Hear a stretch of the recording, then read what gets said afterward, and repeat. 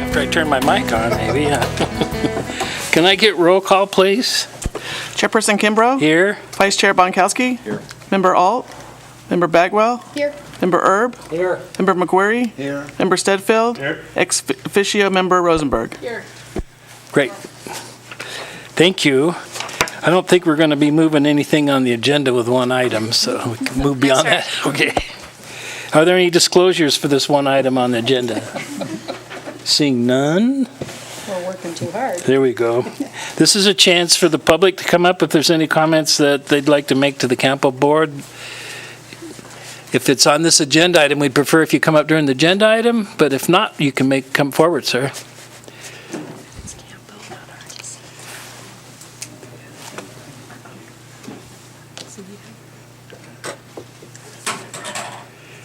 We need to have a portable mic for this.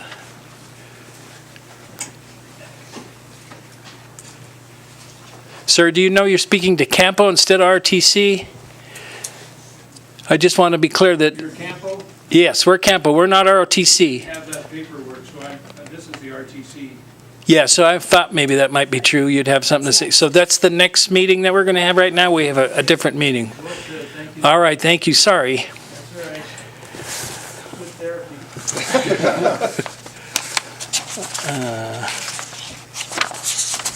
therapy. Minutes. Do I have a motion or any changes to the minutes from the last meeting? Move to approve the minutes of CAMPO for October 10th, 2018 is presented. Second. Second, Lori. Call for the question. All in favor, say aye. Aye. Opposed? Carries unanimous. Next on the agenda is our one item, 6A. To support statewide performance targets for pavement, bridge, system performance, and freight performance measures established by the Nevada Department of Transportation. Lucia. Thank you, Mr. Chair. Lucia Maloney, Transportation Manager. So the Federal Highway Administration, FHWA, has established performance measures for pavement and bridge condition, as well as for system performance, freight, and air quality. These are contained within two documents referred to as final rules, which provide performance measure requirements for target setting. There are 9 measures that are applicable to CAMPO within these two final rules. They are contained within the staff report. The final rules establish a process by which both the state departments of transportation and MPOs such as CAMPO must follow to set targets. CAMPO must either support the statewide targets for these measures or adopt our own.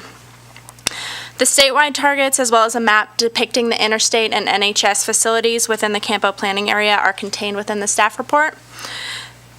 Since neither CAMPO nor any of the partner jurisdictions of Carson City, Lyon County, or Douglas County within the CAMPO area maintain the roadways or bridges pertaining to these specific measures, CAMPO staff recommend that the CAMPO board support the statewide targets for this one-year reporting period. Moving forward, CAMPO staff will continue to monitor and coordinate with statewide partners, and the CAMPO board will have the opportunity to review these particular measures annually. There is no fiscal impact related to supporting these performance measure targets. CAMPO staff do regularly meet with statewide partners, including NDOT, FHWA, and the other MPOs, to discuss these and other performance measures. We'll continue to do so, and those activities are budgeted within CAMPO's UPWP. So with that, I'll answer any questions you might have. Any questions? Jazz? Lucia, I'm just curious as to what an interstate or non-interstate system that's reliable actually means in one of the criteria. Without trying to get too technical, and Member Rosenberg, if I fumble this, feel free to jump in. But conceptually, the idea is that if you live in a congested area, even if your trip to work is, or that trip on the interstate is a mile, it may reliably take you 15 or 20 minutes. So the question of reliability is, generally, is that time that you take in that trip is it reliable or is it really unreliable? And I think it has to do with responsiveness to unplanned events such as accidents or closures where freight traffic may not be able to predict how long it will take them to get to their destination. So that's conceptually what this measure means. Thank you. Then count on it. Okay. 85%. Any other questions, comments? Anybody from the public like to come forward and discuss this item? Seeing none, bring it back to the CAMPO for any more discussion or a motion? I'll move. I'll move to support the statewide performance targets for pavement, bridge, system performance, and freight performance measures established by the Nevada Department of Transportation. Second. Any more discussion? Seeing none, call for the question. All in favor, say aye. Aye. Opposed? None. Abstentions? So I don't forget. All right, we move our one action item. Let's see, it tore it apart. Number 7, internal communications and administrative matters, future agenda items. Thank you, Mr. Chair.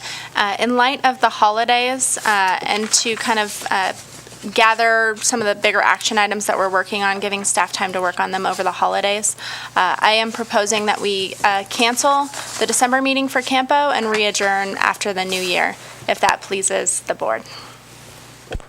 Any comments to that? It pleases the board, I guess. So, number 8, board comments. Start on the right. Sandra? We had our board meeting today, and first I want to thank Lucia for coming to speak, to talk about the great partnership we have, particularly on Carson Street. I know that's an agenda item for your next meeting.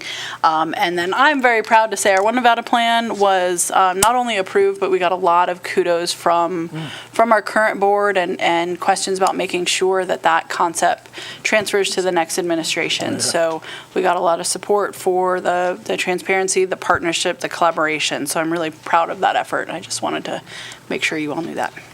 Thank you. John? Chaz? Gosh, this is Boy, too we're going to easy. We break gotta a come up record. with I'm going to something. break a record. I don't need to see. The next meeting is not scheduled in December to be January before we meet again. Okay, go ahead. It's all right. I want to thank John for bringing it. You may have heard, but this weekend, 580 will be closed through Washoe Valley. So just taking every chance we get to let everyone know that it will be closed. So If there's any concerns, like, from what's your 7 to phone 1. number? What does it say? Yeah. yeah, there's information on our website. It's on all the news channels and everything, and it's to repair some power lines that were hit by a helicopter. So thank you. You'll probably be taking a number through Virginia City. The businesses will be excited about that, huh? So, let's see, public comment. There's one more chance for public to come up with any of these comments to do with the CAMPO tonight. Seeing none, I bring it back for adjournment. Move to So moved from Commissioner Bagwell. So, RTC meets at 20 till? Quarter till. Thank you.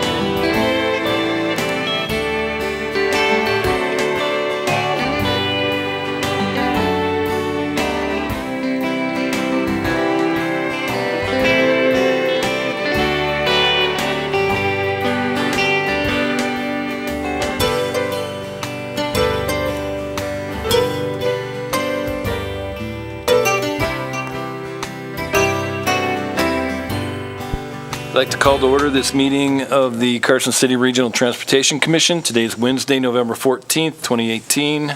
We are in the Sierra Room at 851 East William Street in Carson City. Can I have a roll call, please? Charles?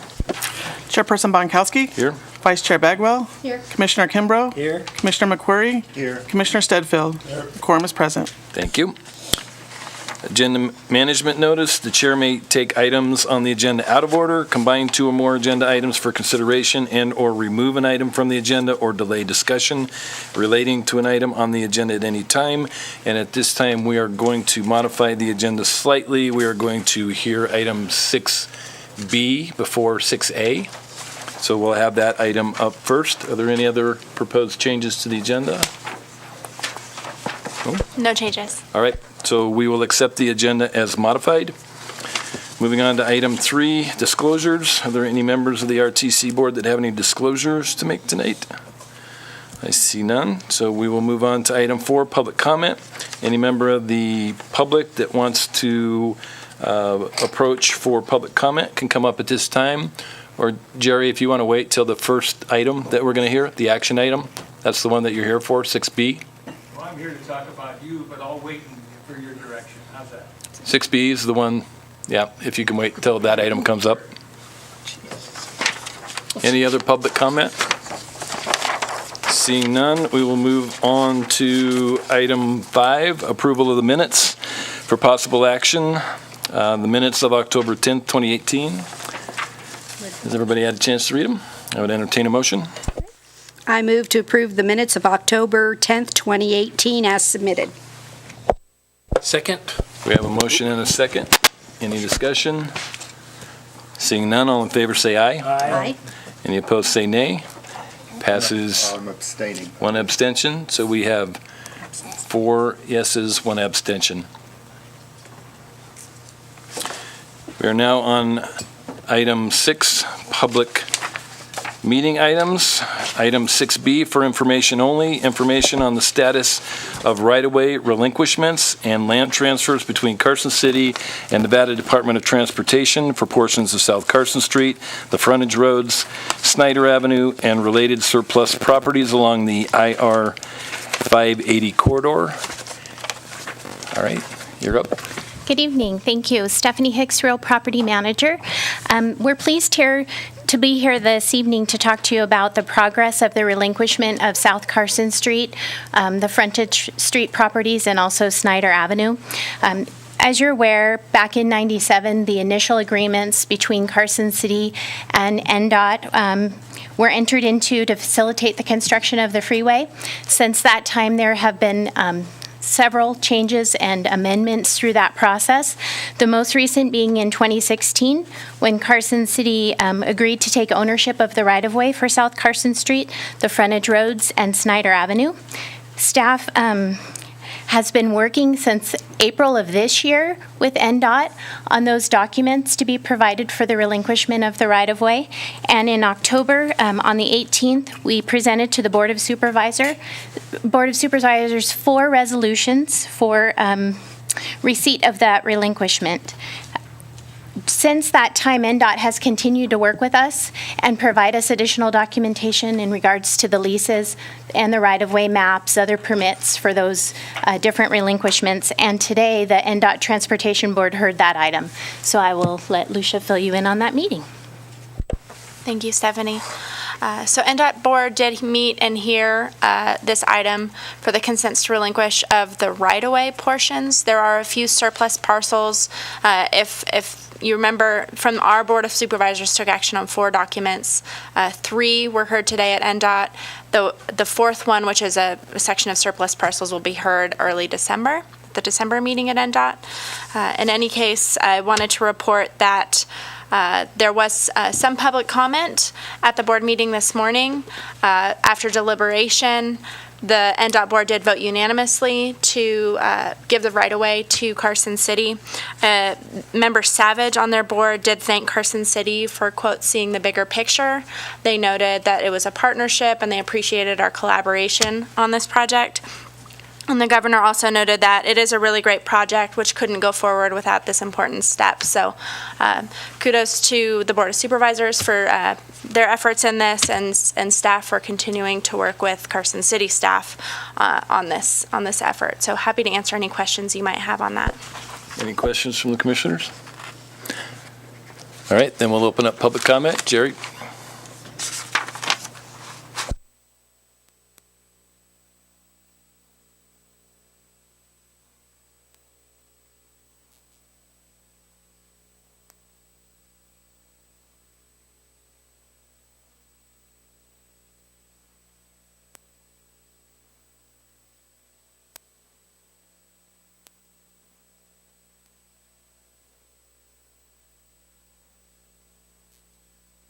Jerry, if you can have a seat, turn the mic on, and identify yourself for the record, please. Okay, Jerry Vaccaro, local business guy here in Carson. Kind of watching this transfer from the state to Carson City. I'm the guy that filed the ethics complaint against Brad Bonkowski back when he voted and made the motion to transfer this, when he concealed his ownership of the property known as the Red Hut Restaurant. He concealed his ownership from 2005 till the date of that vote. I got a new folder for you here, Brad. It says Crooked Brad, okay? Because you lied. You lied to the ethics, you lied to this board. The lady sitting next to you said she wouldn't have voted on it had she known that you owned that property. You didn't tell anybody. And you made the motion pass. So we're at this venture today where now the city is accepting the state's gift of your contaminated soil of the gas tanks in front of the Red Hut. I don't know when you're going to be honest with your public position, but I think you're overdue. So I don't know what you're going to vote on today, but I think everybody in this room should be aware of your crooked politics. And I'm going on the record for that. If you think you can sue me for being dishonest, do that. Because I'm not slandering you, I'm telling the truth.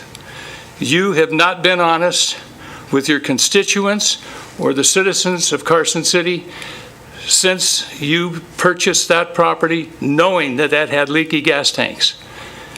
Mr. Penninger, your transportation guy, he left town because I turned him in on the ethics complaint. He's gone. So if you want to sit on your reputation, I think you're overdue, that you should come forward and be honest about this. I asked you one time before to resign your position as a public official, and you have not acknowledged that, and you haven't done that. And once again, I think you're overdue, and this should be taken in full consideration for your contamination of that property and concealing your ownership from day one. Okay, any questions? That's it. Is there any additional public comment? Seeing none, we are moving on to item 6A for possible action to recommend to the Board of Supervisors acceptance of the 30% design of the South Carson Street Complete Streets project. Dan, you're up. All right, good evening, Commission. Dan Stuckey, City Engineer for the record. I'm going to be joined here by part of the design team. This is Christian Heimbach. He's with Kimley Horn and Associates, and they are doing the design of the roundabout at Stewart Street, which we'll talk about today. Tom Grundy's the project manager for this project from the city. He'll be coming in here shortly, so be on the lookout for him. Today, I think I put 30 minutes. I'm hoping we can run through this, but there's a lot to present. I want to make sure you guys see the project where it's at today. I'm going to give a little bit of background on kind of where we've been since 2014 up to this point. Then I'll give an overview of some of the project features. I'll talk a little bit about our public outreach efforts to date. We did have an extensive walk down the corridor to meet with a lot of the businesses in October. Then we'll go through sheet by sheet over the 30% design. And we'll kind of talk about some highlights of some of the features there, and it'll be a good discussion piece. And then we'll talk about the project funding and then the schedule moving forward. And then I'll end with some communication tools that we're trying to get out to the public to keep them involved, not only during the design, but obviously when we get into construction, we've got a lot of variety of things to keep them informed. So with that, I will move ahead. Here's Tom Grundy, by the way. Here's the background. 2014, as you know, but I just wanted to, kind of bring us back to 2014. But the board approved the plan of expenditures for the facility and corridor projects. South Carson Street was part of that master plan for these projects. As you know, we've completed a number of them, the MAC, the animal shelter, downtown Carson Street. We're finishing up Curry Street, and this is kind of the next project, major project with that infrastructure tax fund that we will be addressing. 2016 and 2017, the city worked with a consultant to conduct a corridor study for this project, the South Carson Complete Streets project. Within that corridor study, there were 2 public meetings, which I'll talk about, where the public was able to vote on some of the project features, as well as, really the design, the cross-sections, street cross-sections at various points throughout the project. So we'll highlight that a little bit later. April 2018, it was either March or April, big win for the city. We were awarded almost $7.6 million through the highly competitive Tiger Grant, which I know you are all aware of, but this was a big deal for us. I'll talk a little bit about that. July and August is really where after we worked with the Tiger folks to kind of get that all squared away, we kickstarted the design around August, beginning of August. That's when we assembled our design team. And we've been moving really full speed ahead since then. We completed the 30% design at the end of October. And then, like I mentioned, we did walk the corridor over a 2-week period in October to meet with the businesses and try to get them up to speed on where we're at with the project. So here's a project overview. I'll just quickly run through this. The project spans from 5th Street all the way down to about Appian Way, down to the south, and that's highlighted by that red boundary there that you can see on the map. There's a lot of really neat, I think, components with this project. One is the storm, and this is in no particular order, but I just wanted to highlight these. There's extensive stormwater improvements with this project, roughly, I think, $3 million approximately, and a lot of that's to get a lot of that water that is on the surface, get it underground into a storm drain system, and so we cause less problems along the corridor. So that's a big part of this project. Landscaping component, another major part, and we'll talk a little bit more about that as we move through the design. There's a 12-foot multi-use path that spans much of the length of the project. Really, one of the major pieces is enhanced business access with this project. There's a lot of raised concrete median throughout that corridor, which makes it difficult to navigate. So this project will open up the corridor a lot and allow people to move around a little better. We have a center shared turn lane throughout the project corridor, and I'll talk about all of this as well. Frontage road, it was voted on to keep the frontage road. We are maintaining the frontage road pretty much throughout the entire stretch. There are opportunities where we either eliminated certain exit points on that frontage road just to make it less complicated to maneuver around there, and we'll talk about those. There's a roundabout at Stewart Street, which we'll get into a little bit later. There's also, we're trying to implement, as you know, this project, I didn't mention it before, but it's the complete streets concept, trying to make a corridor that works for everyone, motorists, pedestrians, cyclists, and part of that is we're putting some effort into enhancing some pedestrian crossings throughout the corridor, as well as adding some bike lanes, and some of those pedestrian crossings may be signalized as well. So we'll talk a little bit more about that. And then beyond the stormwater improvements, we do have water and sewer improvements as well, and some fiber optic line that we're planning on installing across that corridor. So as I mentioned, back in 2016, September 2016 and March 2017, we held those corridor outreach meetings to the public. these are the preferred cross sections that were voted on, and I'll start at the top between Snyder and Stewart Street. Basically, there's 2 northbound lanes, 2 southbound lanes with a center turned lane. This varies at certain points throughout the corridor, but this is the standard section that we're using in that area. Then you have a landscape buffer area, and on the right-hand side of that picture and on the east side of the project, there'll be that multi-use path. This was voted on to have a protected pathway, so they wanted that landscape buffer, and so that's why you see it there. There is a southbound bike lane there on the left part of that picture. The next picture down is the same section or same span there from Snyder to Stewart, but it just incorporates the frontage road. The frontage road, there's not going to be any really pavement rehabilitation along that stretch. There are some ADA improvements, so some ramps and upgrades to some of the driveway aprons along there. And then the Stewart to Fifth Street, that is where it starts to kind of transition into more of a downtown feel like you see on Carson Street. This cross-section has changed slightly. We did a study where we discovered that really to keep an adequate traffic flow through that corridor, we decided to put 2 southbound lanes of traffic. So this picture shows 1. You'll have 2 southbound, and we'll go over this when I walk through the exhibits. You'll still have the center turn, shared turn lane, and then the 1 northbound direction. So some of those, by doing that, we had to eliminate those landscape buffers that you see in that picture, but we will still have the northbound and southbound bike lanes. So here's a recap of our public outreach meeting that I just wanted to touch on. 248 businesses were visited over 2 weeks in October. We split up into 3 different groups. We met with people. We left we talked about the project features. We discussed the timeline. And then one of the key parts, like I mentioned before, was talking about all the different ways that they can stay connected during the design and construction. We had a leave behind. Actually, we made some magnets for the project with Tom Grundy's name on it. He's the project manager, so every refrigerator along the South Carson corridor will have Tom Grundy's name on it, so if they have any questions. So there is that. Majority of the businesses were really positive about the project. They saw what happened downtown, and this project is much different than what happened downtown, but people were excited about, beautifying that corridor. And the multi-use path was another big talking point that people were really excited about.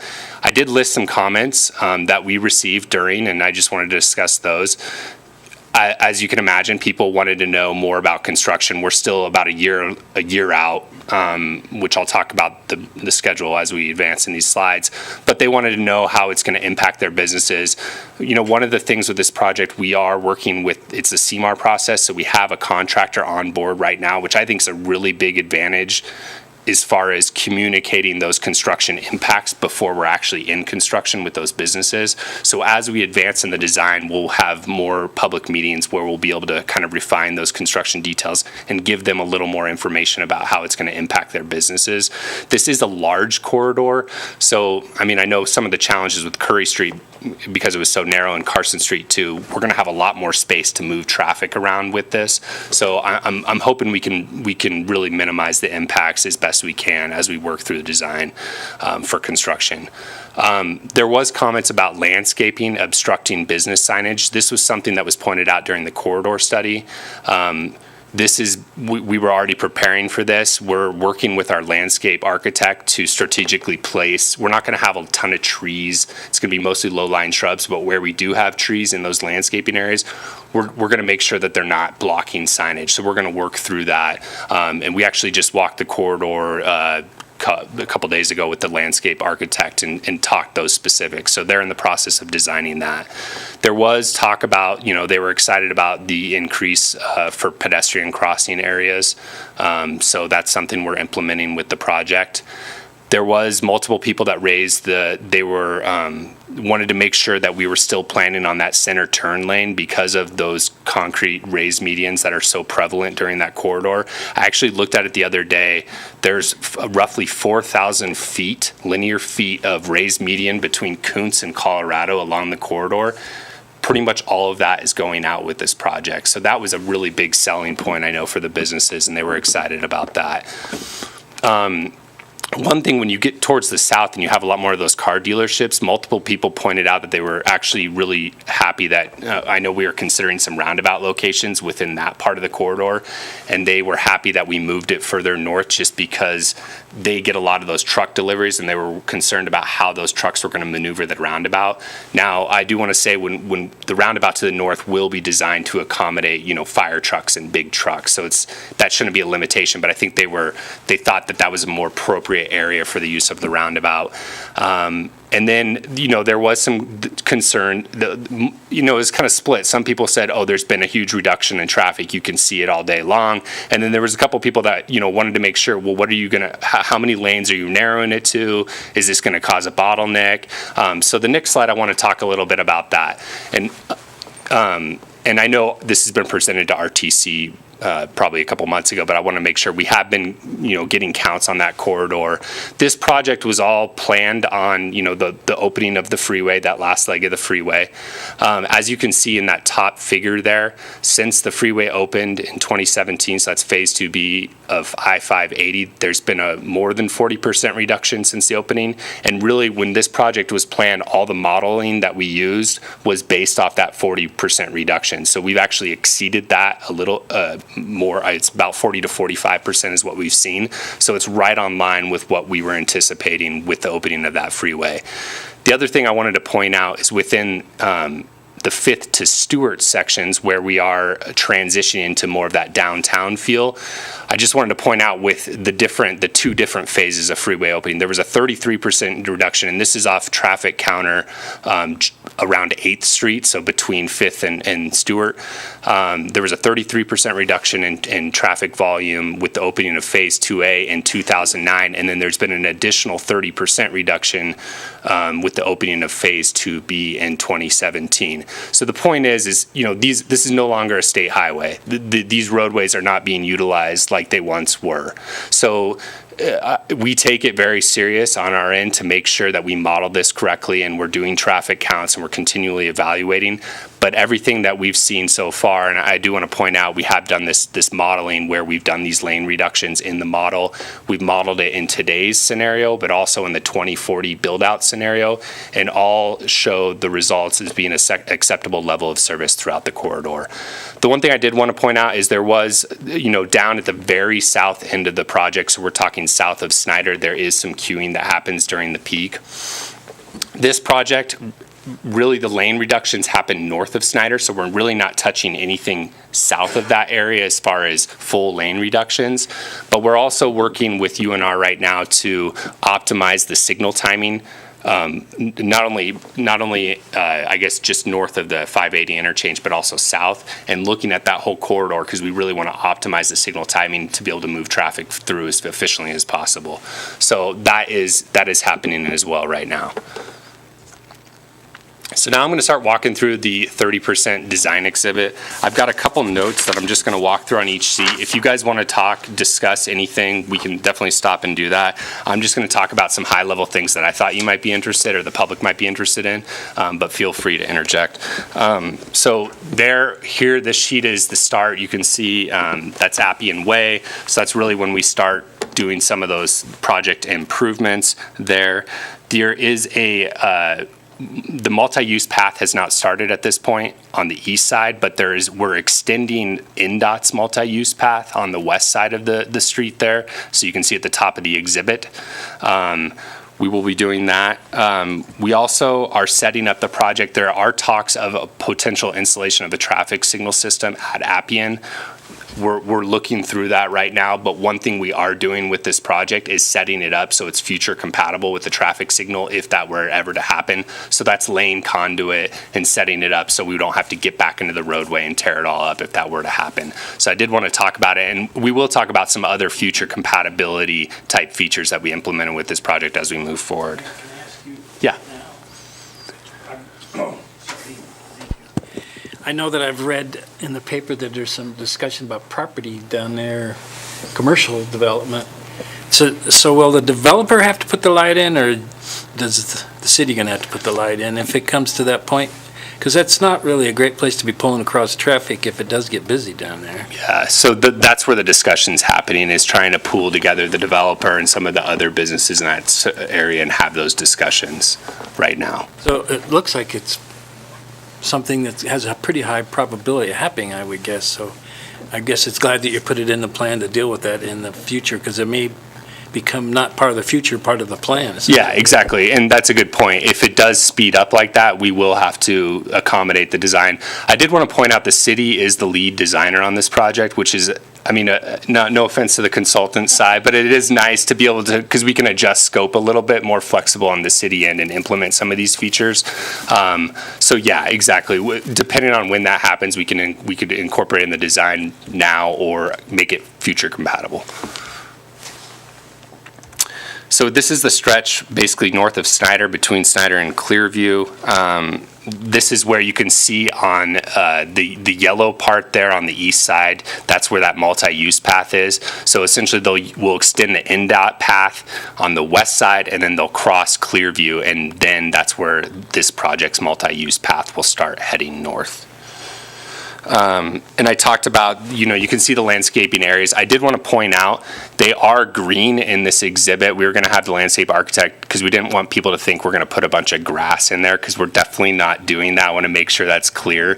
It's just green on this exhibit because we're not at that point where they're starting to add different components of that. But I did want to point that out to the public and to you all, that it's not going to be a bunch of grass along that corridor.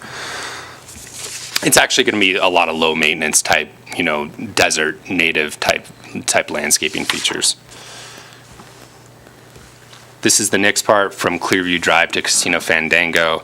I did want to point out that most of the improvements on the west side of the street, the curb line is staying in place. So we're not replacing a bunch of sidewalk over there. What we're doing is we're making the ramp areas ADA compliant. So we're replacing a lot of the ramps there as part of this project. And then we are replacing some of the driveway aprons to make them ADA compliant as well. So mostly we're focused on those ADA improvements on the west side of the street. Can I ask you to tell me what the red is and what the yellow is? Yeah, so the yellow is the multi-use path. That's the 12-foot you talked about? Yes, the 12-foot multi-use path, which will run along the east side of the project. The red, are you talking about just those red little, the orange reddish? Yeah. Those are just labels that, I apologize. It was hard to show these exhibits and zoom them up or zoom in enough that you could see the text, but those are just labels that talk about, like, they say like proposed landscaping area or proposed, existing sidewalk to remain in place. So it's just high-level comments. But they are difficult to see. So the landscaping area is it, if I'm looking at the yellow, is it above the yellow that you were talking about? Yeah, so exactly. It's between the road and the yellow line is that landscaping buffer for the multi-use path. Yeah, it's actually green, but it does look black. Because I did want to address one thing. If that's got bicycles on it, it'll actually be critical that the plants are low anywhere near an intersection where a car can come across so the bikes aren't hidden. And then the car comes around the corner, and that would be a major great problem. point. So everything Absolutely. within the intersection area. Yep. So they have a nice clear view of bicycles or peds or whoever. Yeah, that's a great point. We'll make sure that we implement that in the project. All right. That actually brings up another point, because where those crossroads come into Carson Street, where you're going to have the multi-use path across, we're trying to figure out, right now we have crosswalk hatching, but we're trying to figure out a way to possibly mark that pavement with, you've seen those green pavement markings where they have for the bike lanes and stuff. We're looking into that right now to kind of make it more clear that people realize it's not just pedestrians that they need to watch out for there, but also people that are going pretty fast on bikes. So that's all part of what we're refining the design, but that is a good point about the vegetation. We'll make sure that those sight lines are clear for people. And so typically for a major retail shopping center situation like there'd be a stop sign for the bike path, right? Yeah. I mean, so you would the You would idea expect is to stop, get them yeah. to slow down Yeah. at least, if not. Is it this? Right. this area too. Okay. If I may, for the path, we are kind of working on design. In South Lake Tahoe, they make the pedestrian stop, so there's a stop sign. There's other places that have both a yield, so for the driver or for the path, and so we're kind of exploring our options and trying to see what's going to be best for this corridor.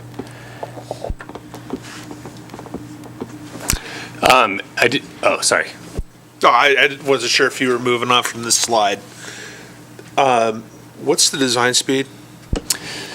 The speed limit is, we're looking at 35 miles per hour through that corridor for the south of Stewart part, and then north of Stewart, we're looking at 25. So coming into the driveway on the left, is there a need for a decel lane to come into the retail? You have a decel at the intersection, but I'm talking about this driveway right there. Just a thought. Okay. Okay, yeah, we'll look in, yeah, I see what you're saying, yeah. Yep, absolutely. We'll look into that. There was one more, yeah, so the other thing I was just gonna point out is that landscaping buffer with this, that was voted on, so as you mentioned, those the multi-use path will be protected from the roadway because you'll have that landscaping buffer and the raised curb, and that was the preferred alternative from the public. Is there any other comments on this sheet, or good? Okay.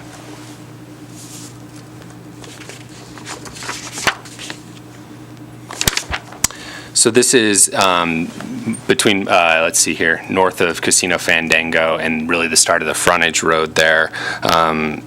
This is where you can see we're starting to open up the roadway there. We had to put at the traffic signals, you have to, just by design standards, you have to have some separation, some actual raised median there. But here's where we start to transition to that section where you have the two northbound and southbound lanes in the center turn lane. And this is really that area where I talked about removing a lot of the existing raised median. And really, again, that was a big selling point for those businesses, is to be able to maneuver around this area much easier with this project. And then, didn't we have a contract with the Nissan dealership? Isn't this in this area, and that takes care of that, fixing the frontage right? Didn't they have a apron problem and entrance into that property? Just want to make sure we don't get it all designed and then find out we're violating our own contract that we did with the Nissan dealer. Sorry. No, we are aware of the agreement with them. We are in communication with them. There has been discussion of them using an existing driveway, and so we're having that discussion because we don't want to have to come back and, yeah, absolutely. And that's where they are going. They are utilizing the existing driveway that's there.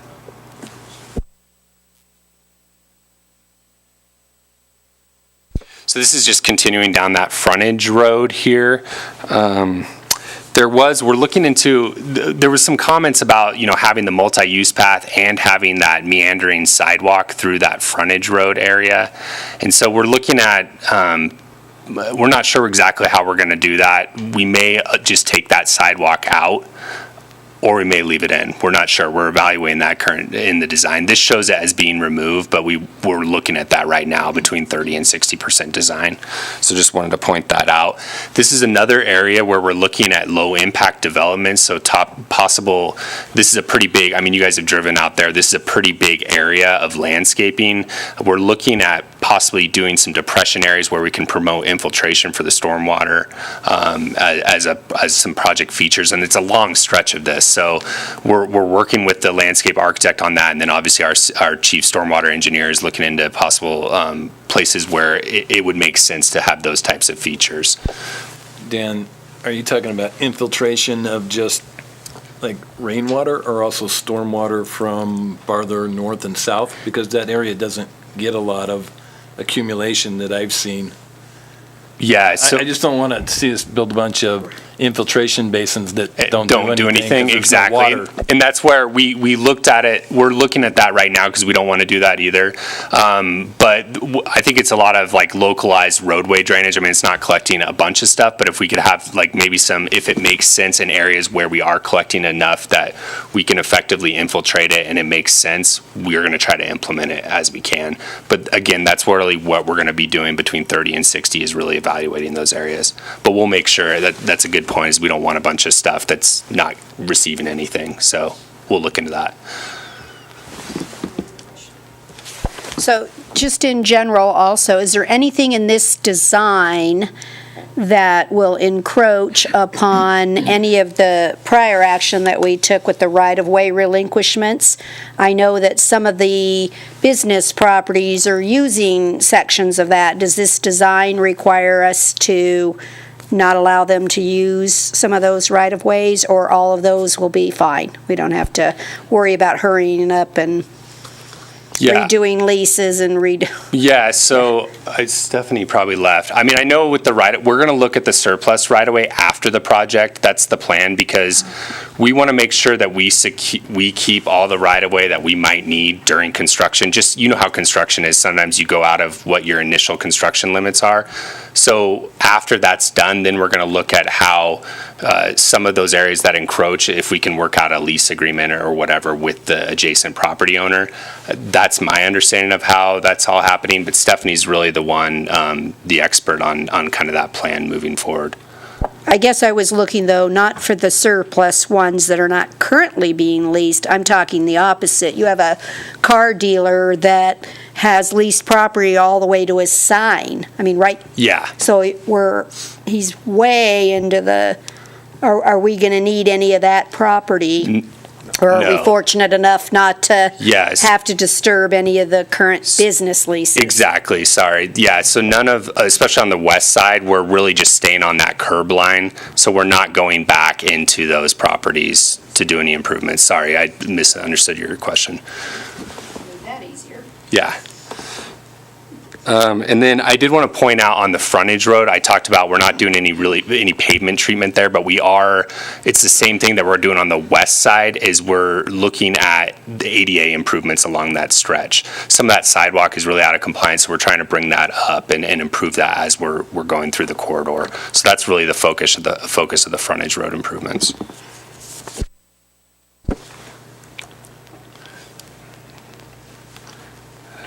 What's that cross street? That's Sonoma. So this is moving north. I believe that's Sonoma, the cross street there.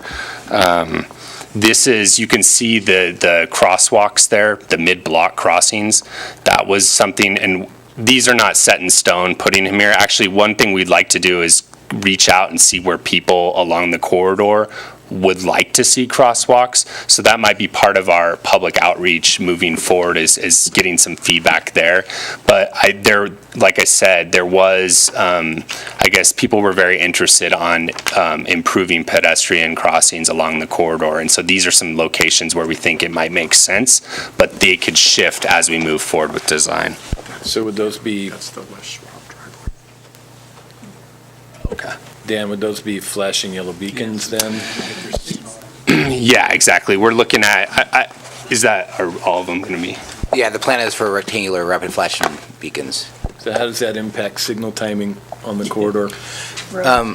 Yeah, no, they're right now, to the extent possible, the plan is trying to use a two-phase type signal where it will stop traffic for one direction and then allows a pedestrian refuge, and then you push another button. So where possible, we're going to be doing that. If not, there might be cases where it's not possible, and we have to evaluate that as well. And it's going to kind of be different as it goes up and down the corridor. If I may add one additional comment, there's been some experiences regionally, maybe some lessons learned that didn't work, particularly down in by Camp Rich in South Lake Tahoe, where they installed an RFB, and it was programmed to trigger the red every single time a pedestrian came. The lesson learned there was you can program them to hold the pedestrians, to have the pedestrians congregate so that they cross at once, similar to like we do with vehicles where you wait for a few seconds and then you go.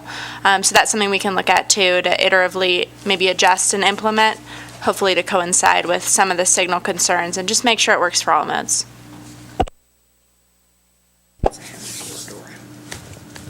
Yeah, my question is, going from car lot to car lot with those pedestrian crossings, how much pedestrian traffic is there really going to be? Yeah, and that's what I said. I think we need, this is what we're really reevaluating now and reaching out. I'll talk about it a little bit later, but we're talking about having kind of a survey set up with some of the people, with the interested residents and businesses along the corridor where they can provide input on certain features. I think this would be an excellent opportunity to provide to see where they would like those crossings, but we're also internal staff, our transportation staff will look at those areas and make sure that, like you said, we want them to be utilized if we spend the money to do them. To add a comment, this is a stretch between Kuntz and Fairview where there's no crossings at all, and so we really do need to add some crossing here, so that cause there's about a mile stretch of road in which there's no signalized crossing. There is increased development on the Curry side, and so we do need to evaluate, like Dan said, and so we're kind of working out the details, but we need to have something in this stretch just to promote that crossing. And when we were on site, we did hear folks about running across the street, and so we did hear some evidence of it, but we will evaluate it. I did want to point out on the resurfacing options, we're exploring those right now. We're working with the CMAR, the geotech engineer, and our design team to look at. We want to come up with a resurfacing option that is going to fit within our budget, but also be effective long-term and give us a good, useful life. So we're exploring those now, and by the time we get to 60%, we'll have a lot more of that hashed out. But I did want to point that out. So this is Sonoma Street. The previous one was not Sonoma Street, so I apologize for that. This one, if you can see, it's really hard to see, but about midway through that, the exhibit there is a exit from the frontage road out to South Carson. Currently, we're removing that with this project, or planning on removing that. And then again, this is just, we're looking at areas where we can avoid, if there's not really a need for additional access points along there, we didn't want to have them. It helps with moving people around effectively through there, and so this is one area where we have removed in the 30% design. I did want to talk about on this, the street lighting options. We're looking at LED street lights throughout the corridor. The one thing we're evaluating right now is whether that will be, we will have some decorative lighting, but budget-wise, we likely will not be able to do decorative lighting throughout the whole corridor because it's expensive. So we're looking at either like the traditional Cobra head LED lights, possibly in the south, and then maybe transitioning more into like the decorative light that you see on Long Fairview. If you drive along Fairview, there's some decorative lights, maybe something like that. Or as you get closer to downtown, we'll start bringing some of those downtown lights into the project. So that's one thing we're working with the electrical engineer and our design team to kind of figure out how we want to lay out the lighting across the project.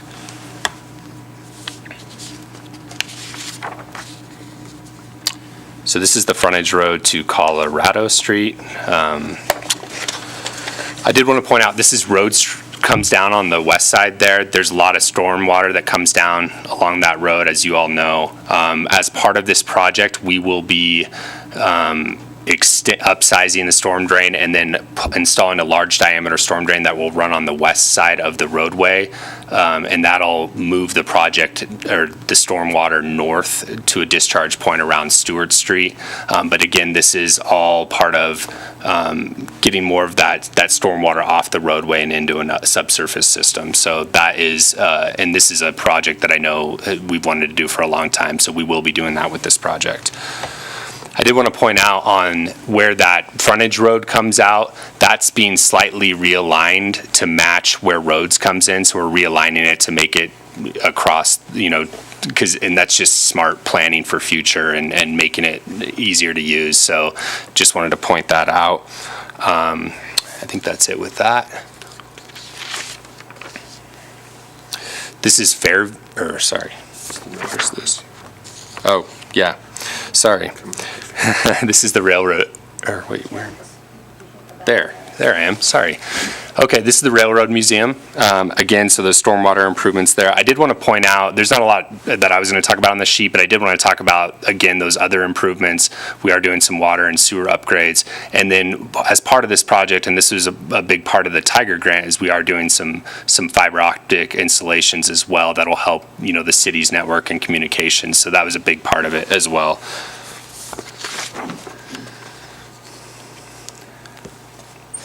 So this is Fairview Drive. So we're looking at some improvements on Fairview Drive in the future. The one thing, there will be some restriping of Fairview Drive with this project, because I think you can turn to the south if you're heading west on Fairview in all three of those lanes. So right with this, we're going to have one of those lanes is going to go right. One of them, the middle one's going to be able to go straight or left, or straight or south, sorry. And then the left one will obviously be able to go to south. So we are doing some restriping, but we're also, when we do possible improvements to Fairview in the future, we're going to set it up with this project that all be future compatible with that. And we're not going to be tearing up a bunch of stuff. So just wanted to point that out. This was intentionally left blank because we will come back and talk about the roundabout, but just wanted to make sure that you all know we are coming back, but I'm going to skip over it for now. So this is north of Stewart. So this is kind of the transition zone is what I like to call it. So this is going from that 2 lanes in the northbound, southbound with a center turn lane, and we're starting to reduce down to the 2 southbound lanes and the 1 northbound lane. So that's happening here in front of the Carson Mall. I wanted to point out a significant amount of stormwater improvements going on in this section. Historically, this is a area we know obviously that floods a lot, so we're trying again to get more of that flow underground and alleviate some of the flooding, at least in smaller events. I mean, up to a certain event, we just don't have the budget, or is it practical to put it all underground? But we're going to do add some inlets and put some new storm drain in. As you'll see, the multi-use path will drop off around Stewart Street, so you see that it's gone away here, but we will have those northbound and southbound bike lanes north of Stewart. So this starts to look a little bit more like what you see downtown. So we're expanding the sidewalk area. You're going to have wider sidewalks. We're trying to incorporate, this is early on in the design, so we're figuring a lot of this stuff out right now, but we're trying to incorporate, some of the paver areas, possibly some of the streetscape features like you saw in downtown with the benches, bike racks possibly. So we're in the process of doing that. We've talked about possibly doing paver crosswalks if it makes sense and if we have the money. So we are going to start to transition down to more of a downtown feel.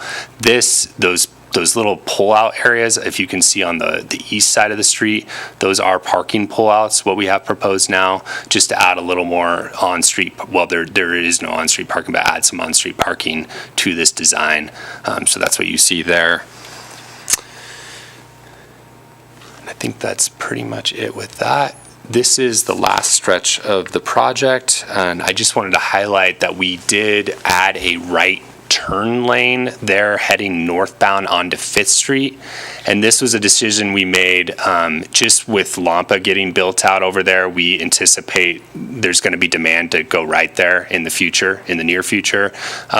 We also were a little concerned about queuing there. So having that right turn lane will help move traffic through there. So I just wanted to point that deviates a little bit from the standard cross section. Is there a bike lane from 5th Street on the west side, I thought you said, or maybe I misunderstood? Not on the east side, but on the west side? Oh, on 5th Street? Do you know? No, is it from 5th Street heading south? Yes. There's a bike lane on both sides of the road? Yes. So, okay, it matches downtown then, so you'll switch, okay. Yep. Mr. Kimbrough, the one lane bike lane is south of Fairview, and that's when you have the shared use path on the east side. We still wanted a bike lane to go southbound on the west side, so that's where it's kind of lopsided there.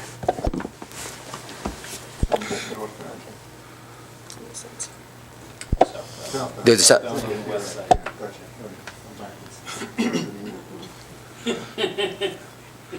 I have two questions. One is, the storm drain improvements, where are you going to be taking the stormwater to?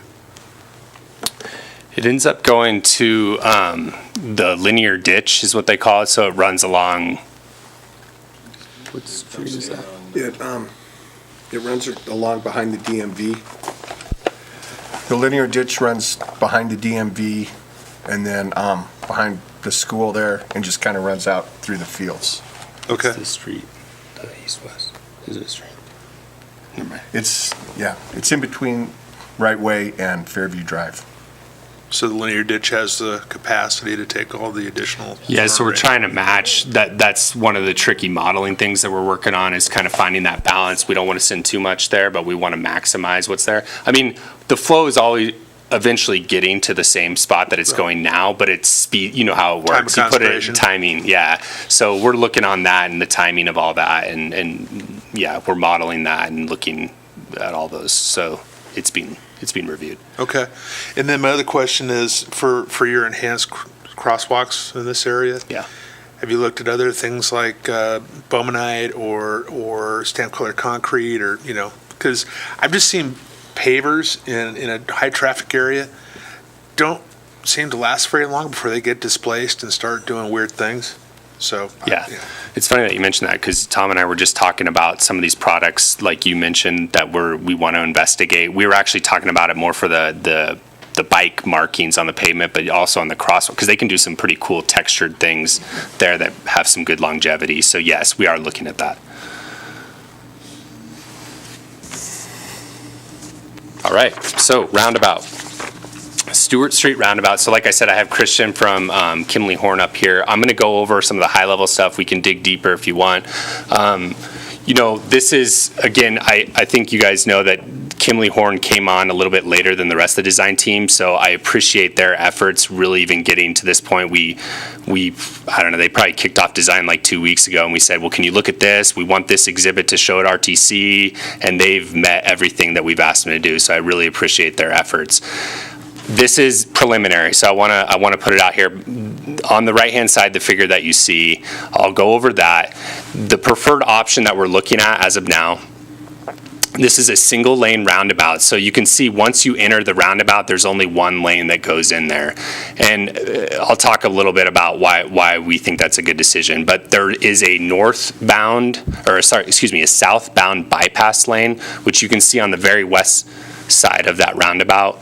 There's a lane that kind of doesn't really go through the roundabout, it just bypasses. And then also that sweeping right when you're heading north onto Stewart Street, we're going to incorporate that into the roundabout design. So there's kind of two bypass points with this roundabout design.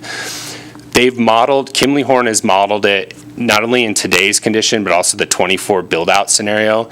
And we're functioning, the roundabout will function at a level of service A, which is basically we look at the delay through average vehicle's delay through an intersection, and 0 to 10 seconds is a level of service A. So the roundabout is functioning at a very high level, even when in the 2040 build out scenario. The westbound PM peak scenario is the only one that it doesn't function at a level of service A, but we compared it to the signalized intersection today, and it's about 5 to 6 seconds different. So it's not a huge delay. And I want to be clear to point out that the roundabout and every other part of the day is going to function at a much better level than a signal, because you're going to have no delay. You're going to go right in there and get to where you need to be. So when they do this modeling, we're only looking at not only the 2040 build-out scenario, but we're also looking at the peak AM and PM hours. So I want to point that out. Another benefit of the roundabout is O&M costs. Traffic signals have a lot of maintenance and operations costs associated with them. So with this, you really, for long term, it's just going to be less less maintenance and worrying about traffic signals and all that. The third point I want to point out, and this is big, and this was when we proposed this roundabout, not only, 2 or 3 years ago when we were doing the corridor study, but in our Tiger grant, which was a big selling point, and a big part of, I think, the reason why we won that grant is safety. Roundabouts are a proven safety measure. FHWA estimates about 90% reduction in fatalities with roundabouts, so it's a big deal. Kimley Horn put together a way to quantify these safety benefits in dollars, and so they looked at, versus a signalized intersection or roundabout, looking at, not only property damage and vehicle damage and even, fatalities and all that. They estimate, and Christian can go a little more into the methodology if you want, but it's about a $2.8 million savings over a 20-year period that we foresee happening with the incorporation of this roundabout. Like I mentioned, it's a single lane roundabout. Roundabouts, I think some of the people have a little frustration because sometimes if you use them for the first time, they are a little bit hard to get used to. A single lane one is much easier than a multi-lane one, and so that was part of the reason is, I think this will be, once you're in it, it'll be easy. You don't have to switch lanes or worry about that. So I think it'll function and be easy to navigate for the public. And then the final point I wanted to talk about is that we talked about this gateway to downtown and being able to do, some nice landscaping there in the center of the roundabout, maybe even some sculptural art or whatever. We're looking at that. But kind of, to start that gateway into downtown and provide, a nice touch. So that is, a roundabout is a great opportunity for that. So I wanted to talk about that. If you guys, I'm sure there's questions, but we can go ahead and answer those now, if you want. The design's not well enough for me to see that, but I know Kimley Horn knows about bicycles and pedestrians. So there's like the one that's up on 5th Street and I can't remember, I want to call it McCarran, wrong town. Fairview. There's little safety zones for pedestrians to get through there and designed into the roundabout so that there's little concrete islands that give them protection on the way through. And then the width for bicycles, you take the lane, but some people don't understand because of the width. You got to take the lane if you're in a bike or you're going to get hit in the back of the head with a mirror or something.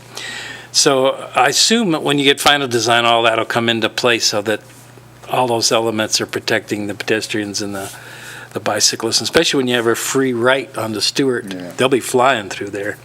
So I'm just addressing those because I'm sure you guys are going to, and I know Kimley Horn has a background in bike and pedestrian safety. So we just don't see the design here that shows us those elements. Yeah, no, you're absolutely right.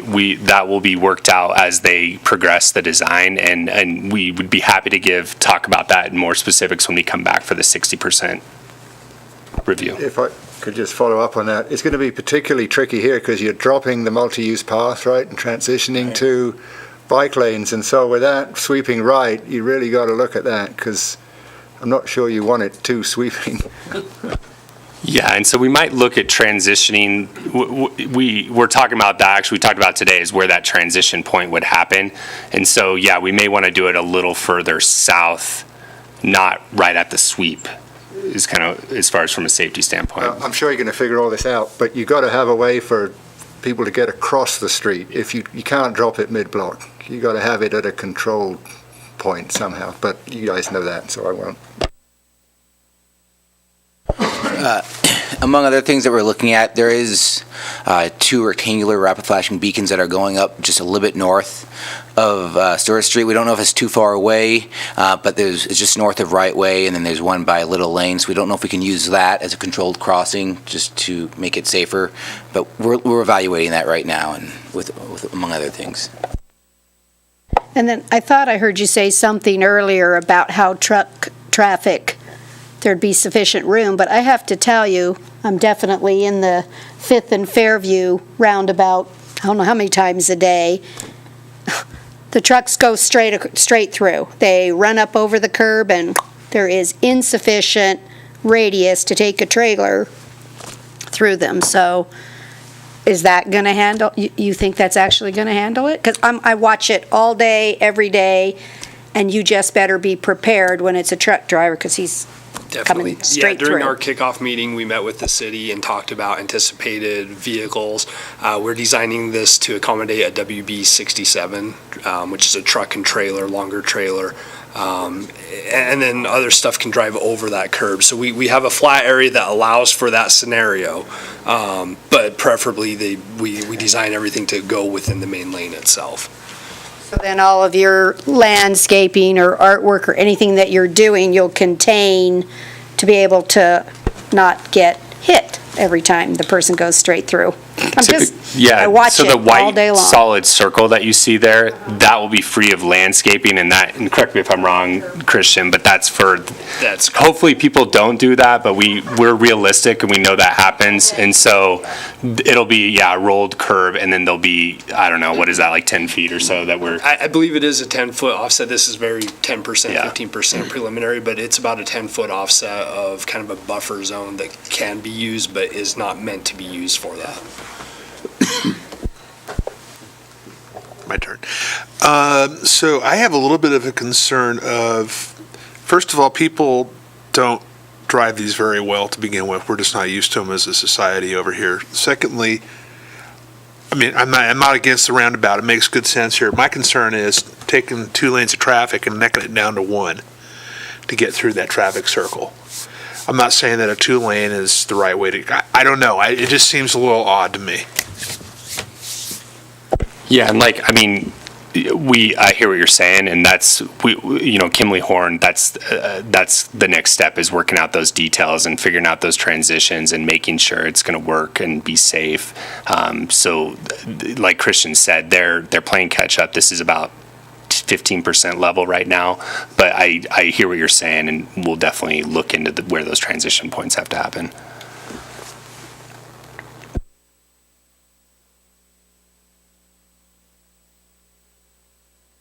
I have a general question, and that is, who's the contractor? The contractor is Sierra Nevada Construction, SNC. They've done a lot of Carson City work, and they do a lot of work in the region. They're a good contractor. They've been good to work with so far on this project. We're already bouncing off a lot of ideas that can save, constructability type things, ways we can do things in the design a little differently to save money. So they're creative in that sense, which we appreciate, but they've been good to work with so far. And if I'm not mistaken, SNC is doing the rebuild of Virginia Street up in Reno, and that's going to be a lot more of a challenge than this. Yeah, this will be, that's a challenging project for sure. And it's been good for that. I think the city has a lot of lessons learned because we've done these CMAR projects downtown. So we have some good input, I think, from our end. And then they are bringing a lot of really good stuff from what they're dealing with in Midtown. So I think the combination of all of that information and experience, I think will make for a good project and good construction. So.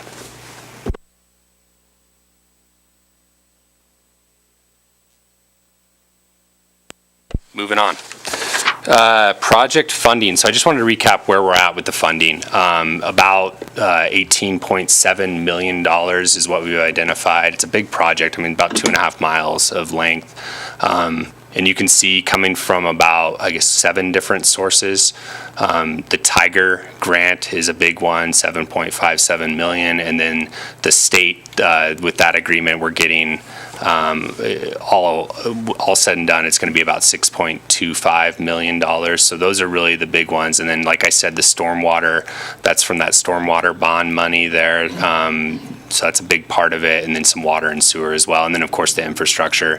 This is a project cost breakdown. The CMAR and the design team are currently working on costing out that 30%. But this is a breakdown of kind of what we expect. Plan and design about a little over $1 million. And then, you have some permitting and utility type expenses, about $100,000 there. And then as we get to construction, we'll have construction management, inspection, testing costs. And then about available for construction, we'll have about $17 million. So that's kind of a rough breakdown of where we are with the funding. Dan, may I interject with that Yes. previous slide up? So this board, if you remember, had previously approved a TAP, a Transportation Alternatives program, and the STBG, Service Transportation Block Grant, for what was previously identified as a South Carson Street sidewalks project, and that was down closer to the interchange. What you'll see next month, staff will bring an agreement between the city, RTC, and NDOT to convert that TAP and STBG money into state money. So under the state line item there, that's the 5.1 million from the freeway agreement plus roughly 1.1 from the TAP and the STBG, and that just makes it cleaner for everyone to move forward. So that's where you get that 6.2. So schedule. I just pulled a couple of key dates and timeline to give you guys a feel for where we're going. Design milestones. So we're looking at the 60% design completing in January, February of 2019. April, May timeframe is when we'll be moving to the 90% design. Then final design will happen sometime in June or July. With that, we'll be working with FHWA on, they're going to review the final plans and work out that final Tiger agreement. So we're going to kind of be doing that in parallel, but that should be concluding around that time as well. Public meetings and workshops, I did want to highlight this. We have a general informational meeting scheduled for December 11th, and it's going to be in the Ormsby room is where we're going to have it, around 4:30. We're going to be posting a lot of stuff through Carson Proud website, but also on social media, probably through the newspaper to get the word out. This will be just to kind of, again, get people, we did go along to those businesses, but kind of to get it out to the general public and just make sure they're in the know on what's going on with the project. And then we're also looking at around the January, February, where that 60% design is to have kind of a project workshop where maybe it's a little smaller. We rent out a venue for a day and have people come in throughout the day. They can talk specifics about the project. We'll also probably do the survey during that time where they can vote on different project features. And then, once we get closer to construction, I didn't put it up here, but we'll have, the pre-construction meeting, and then we'll have any other meetings that we feel are necessary. So we really are going to make an effort to keep everybody informed. Board and committee updates, we'll be going to RAC, RTC, obviously, and then the Board of Supervisors, and we'll be doing that at those design milestones, so at the 60 and the 90. The plan is to start construction by the end of 2019, and we anticipate it'll probably be a year to a year and a half of construction to do this project. But as I mentioned, we're working out that with S&C right now and working on, as we get closer to the end of design, we'll have the phasing figured out and be able to communicate that to the project, to the public. That's what I was going to ask. Is the construction going to be a rolling phasing, or is it going to be the entire corridor under construction during that entire period? We haven't worked all those details out. We'll probably be doing that in the next couple months, is at least really start talking about it. We would like to at least get the north part, I think, done, and I'm talking about between 5th and Fairview. Probably that will go first, just because of if we start it in late 2019, with the Nevada Day Parade, we want to make sure that we're out of there. So we would want to get that part done so the parade route would be open by October of 2019, and then maybe move down to the south. But I think we'll probably be doing everything probably along the corridor, but again, a lot of those details need to be worked out. But definitely that north part we'll want to make sure that we have done by Nevada Day. So like I mentioned, there's a lot of ways to get involved, and I'll probably keep talking about this as I give you updates, just because I think it's a good opportunity. If anybody's watching at home, they can get some information. carsonproud.com. We're working with IT right now. We're going to be putting out an update probably early next week with I'll probably put those conceptual maps that we went through today so people can view it. Also have some other information that we'll be updating. So that's going to be kind of our main hub to get information out. But along with that, we've set up this text subscription service. And not everybody uses the text messaging, but we're trying to get people all different types of tools, because certain people like information certain ways. So this is a way we're doing it. So if you see there, if you text Carson Proud to 31996, that automatically enrolls you to get automatic updates on projects. So like when we post a Carson Proud, you would get a text on your phone that would say, go to Carson Proud for updates, and you could click on the link and it would take you there. As we're doing these updates, we're also going to be pushing out to social media.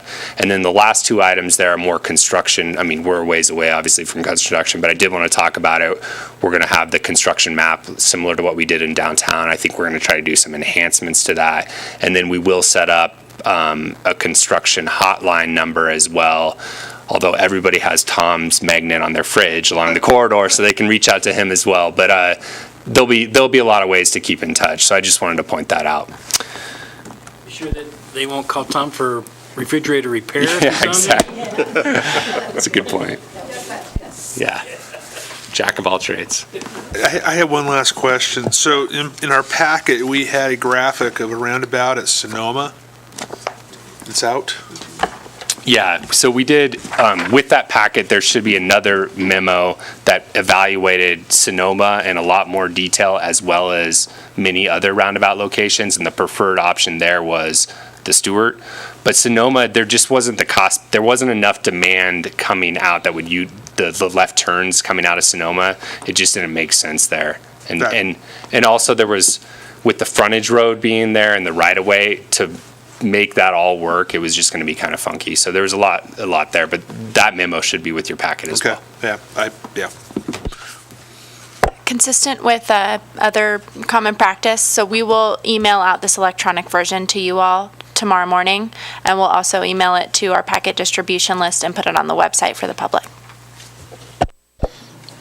Additional questions from the commission? Is there any public comment on this item? Come on up. Mr. Higgins, if you'll have a seat, introduce yourself and hit the mic, and then introduce yourself for the record. My name is George Higgins. I'm with Northern Nevada Comstock Investments. We have the former Grandma Hattie's location at 2811 North Carson Street, so at Sonoma Street in Carson. Just wanted to call it, we met with the team. Is pretty good. We appreciate you guys coming out and talking to us.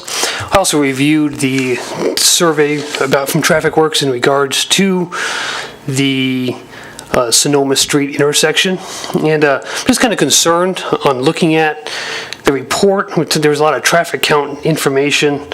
There wasn't a lot of left turns from Sonoma Street to Carson Street, and there was like 11 cars in an hour.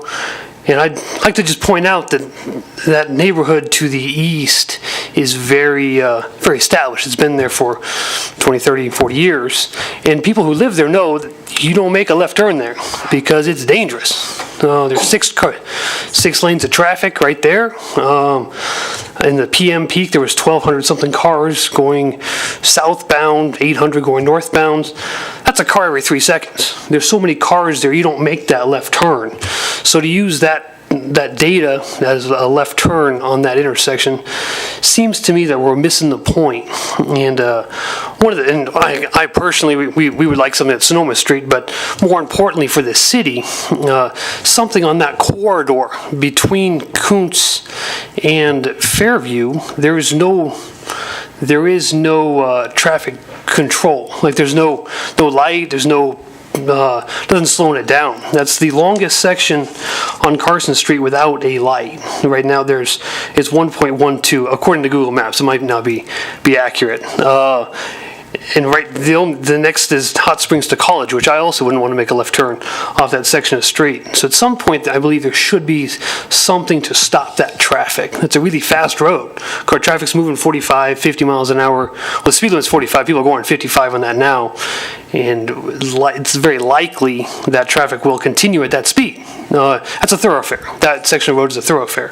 And I was under the impression that this project, the point of it was to make it so it's more commercially friendly, so people can utilize that whole street. So we just wanted to kind of voice our concerns with that section. A roundabout would be cool, but it's something to slow that traffic down more than anything. So it's easier to make a left turn on and off Carson Street in that area. So that's the main comment I've got. So. As I mentioned earlier, and thank you for your comments, Mr. Higgins, as I mentioned earlier, the speed will be reduced along that corridor. It is going to 35 is what we're proposing now. And as far as for business access, again, I will reiterate that we are removing a lot of that center raised median throughout that project stretch there, which with that shared center turn lane, it will improve business access to be able to get in and out and maneuver around. So with this project, I mean, we are looking at that and creating a street that's more appropriate for that corridor, commercial corridor, and improving access. So that's a big focus of our project. When you talk about getting rid of that center turn lane, you also have the frontage road, which still has the rocks in between. So getting rid of the center concrete doesn't make you able to make a left turn. I mean, if I wanted to go to Carson Dodge or Super 8, I can't really get in there. I can get in the frontage road, which we could already do. So by taking out that concrete median, it doesn't really give you any additional turning access, correct? Or am I missing something? The concrete median that he's speaking about is in where the center turn lane is going to be on Carson Street, not the raised median where the rock is now. Exactly, but because the frontage road is there, you still won't be able to make a left off of Carson Street because there's a frontage road in the way. It's a fair comment. There is improved business access on the west side, but you are correct in the fact that the frontage road restricts access as it is, and there's only limited spots to access that frontage road. So your comment is understood and acknowledged, but there is improvements. The east side will not see the benefits as much as the west side. Right, due to the frontage road. Yeah, that's acknowledged. Can I ask you something, George? So I just want to be clear on something. Were you suggesting that the roundabout should have stayed in Sonoma instead of being moved to Stewart because that gave us left-hand probable traffic access? Originally, I thought the roundabout was really good. We prefer a roundabout there. In the report, the biggest thing I learned from the report on this study here, or the traffic work study, was that the pedestrian access doesn't help it that much. So I think a light would probably be sufficient if there was a light to be able to go there. A roundabout, I think, would be good, but if we were able to stop it with a light, would probably be sufficient for that intersection. I mean, it made sense. In reading through that report, it made sense to me to not have a roundabout there because you've got your signalized, your timing. That makes sense to me. But either way, I think there should be something to stop traffic or slow traffic tremendously at that intersection. So can I ask, is that another section that you design or make ready, the potential for years down the path that it would already have the proper conduit and stuff for a light?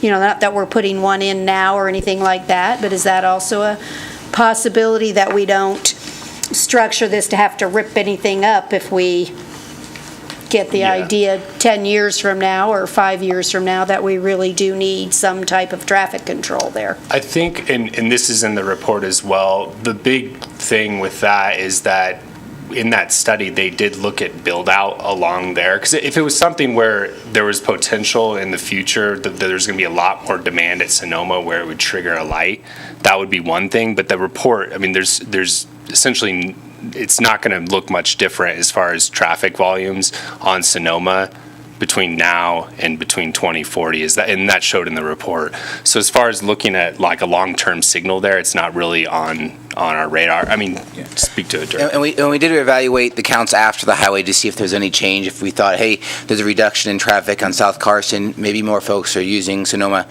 But in the evaluation process, we also looked at Colorado Street, which does not have a signal. And we also looked at roads. And so we had to look at all of them and compare them. And when we looked at the volumes, what we were seeing and what we were being told is that the volumes on Sonoma Street aren't there now, and they're not expected to elevate in the future in 2040. So we did review those. Additionally, you know, there is a big unknown, and that big unknown is the Armory site. That is vacant. It's a large portion. It's a large parcel, and that's why there's some thought to align that with roads. And so we had to compare those access points between that section, and you're right, it is a long section of road that does not have a control, and that's why we started looking at, rectangular rapid flashing beacons, but I know that's not the point that you're making. But we did evaluate it. I guess that's the best comment I can make right now, is that we did evaluate all those access points. Let me get to what my actual point is, though. I kind of agree with what George is saying. The issue is, it's so unsafe to make a left-hand turn that there is no traffic volume. So I'm asking if there are current choke points along the way, and to alleviate them, if you made it safer to make the left-hand turn, the traffic would go there. Because I think we all drive in the safest places that we can, right? And so I think you're taking your life in your hands if you try to make a left-hand turn out of there, so no one uses it. But if there was proper light or whatever, I think the road would be used. So it's just a question, is it not used simply because it's unsafe? And do we have choke points that should have a proper left-hand turn? That's more my question. Yeah, absolutely fair comments. In the evaluation that Traffic Works did, their conclusion was that people weren't turning there because of that. And whether or not you agree with that or not, I think it's a fair comment. But we also, we have to evaluate Sonoma to Colorado. And Colorado Street is a collector roadway, so it's a higher functional class. And then you have roads, and there's development on Curry that's happening, and it's increasing volumes on Curry. So we acknowledge the comment, and I think right now what we have is action based on the best available information. We will continue to do count and evaluate the travel demand. So you're saying the relief points then are potentially Colorado and roads, not Sonoma. That's all. I'd probably, right? Yeah, the comment is that those are higher raised above. But do remember that we have we're reducing the number of lanes, right? So that's going to make it safer as well. The speed limit, which is 45 now, is being reduced to 35. That's going to make it safer. So all those turns, even if that intersection increased, it's being increased on a safer condition with lower speeds and lower conflict points. So. Just one additional point. So we do follow the MUTCD. So with the forecast volumes, what you saw in that traffic report, even in the forecast, the build-out year of 2040, the warrant, even just for a four-way stop, so not even a signal, is 200 cars in the peak hour on the minor approach. So we didn't even get to warranting a stop sign, let alone a signal for that future build-out year.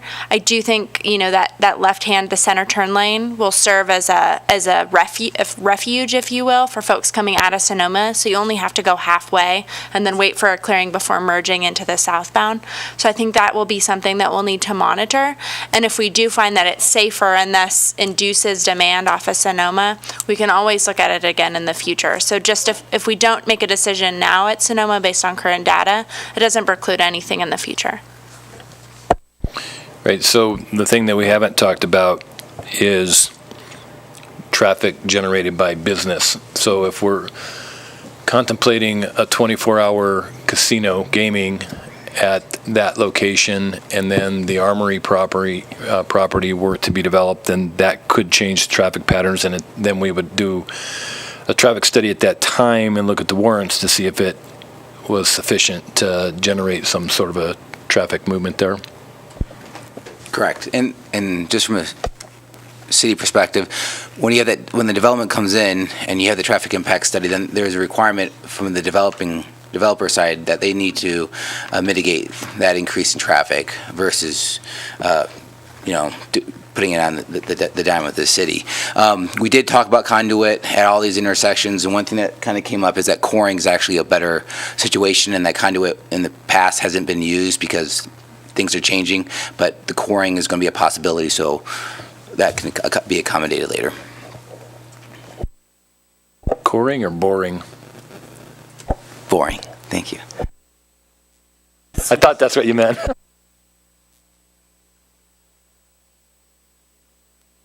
Any additional public comment on this item? Seeing none, then I will bring this back to the board and entertain a motion.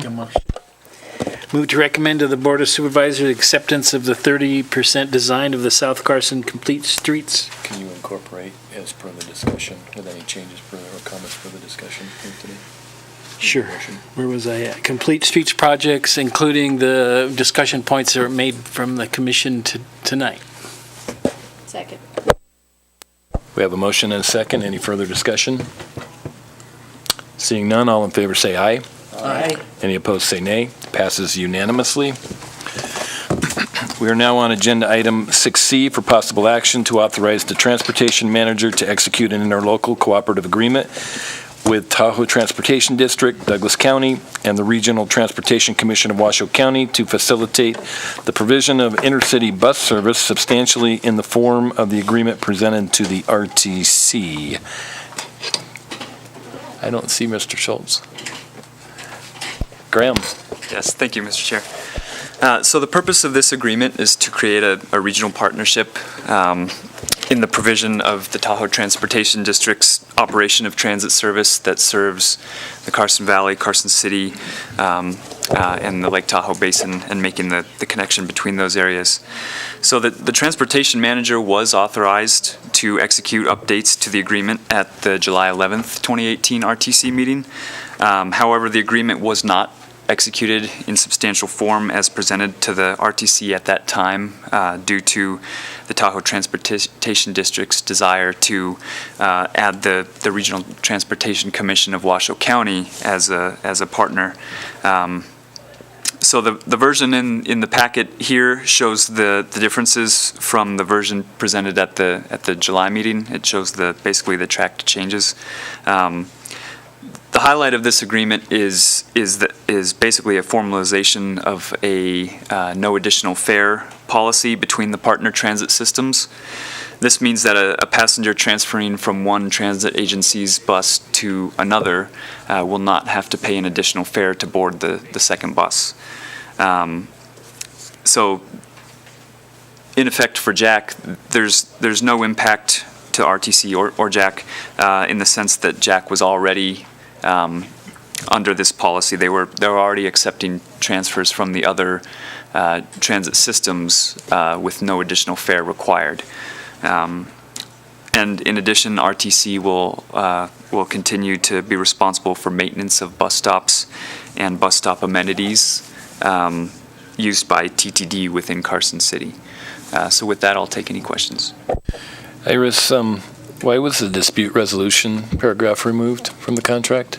Is that because of the paragraph below it, which would be new number 13A, that the agreement is subject to the laws of the state of Nevada and jurisdiction in Nevada district courts? It's just unusual to... Yeah, they removed the arbitration clause, and now it's just jurisdiction of the courts.